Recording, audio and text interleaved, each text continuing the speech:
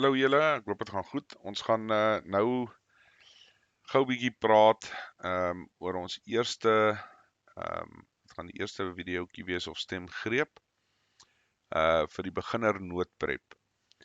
En soos wat ek nou in die vorige videoetjie gesê het, dit is maar die idee is maar as iemand nou begin met die prepping goed, hoe gaan hy, waar begin hy, hoe maak hy? Nou julle kan breedvoerig luister na van die vorige prep video's as julle 'n bietjie meer na wil kyk ensovoorts. Dit is heel beskikbaar ensovoorts. Julle kan maar net in die playlist gaan kyk. Maar ja, okay, so kom ons spring weg. Ek sal sê as ek nou vandag as ek geen prepping of enigiets gedoen het in terme van voorbereiding nie.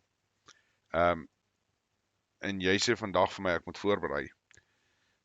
Is daar heel eerste besluit wat 'n mens moet maak. Weer 'n keer kom dit maar terug, gaan jy bly waar jy is, so met ander woorde binne in jou huis, as jy drink soos wat gebeur het met die pandemie, of gaan jy op die pad wees, gaan jy onttrek of hoe ook al mense dit nou wil stel. My voorstel is maar altyd vir mense is maak 'n kombinasie van die twee, want jy weet nie hoe gaan dit opeindig en hoe dit noodwendig vir jou gaan uitwerk nie.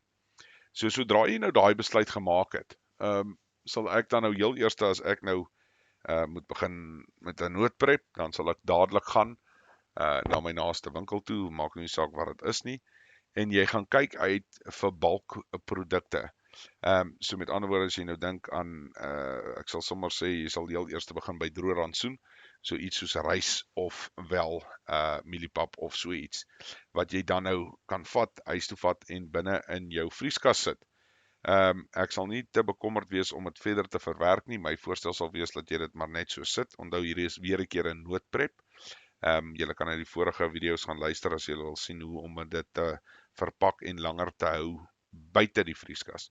Maar as dit 'n noodprep is, dan sal ek heel eers gaan en kyk na droë rantsoene, iets soos rys en pap. En van daar af sal ek dan nou my volgende stap sal wees goed soos makaroni, spaghetti en pasta.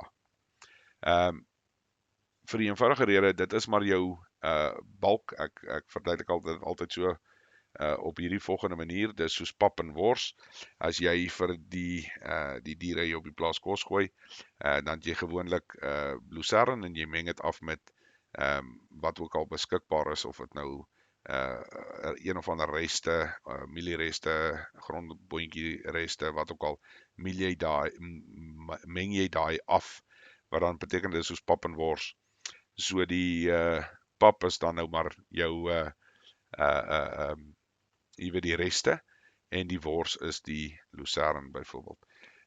So ek hoop dit maak sin. So jy begin altyd maar by daai droë rantsoene want dis die ding wat jou maag gaan volmaak.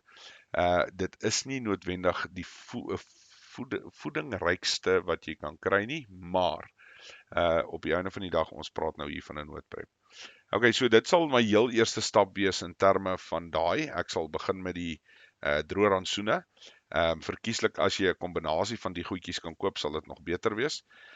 Ons staar nou in die gesig dink ek 'n bietjie van 'n probleem met die petrolprys ensovoorts wat opgaan, wat beteken die kospryse gaan ook op 'n stadium opgaan.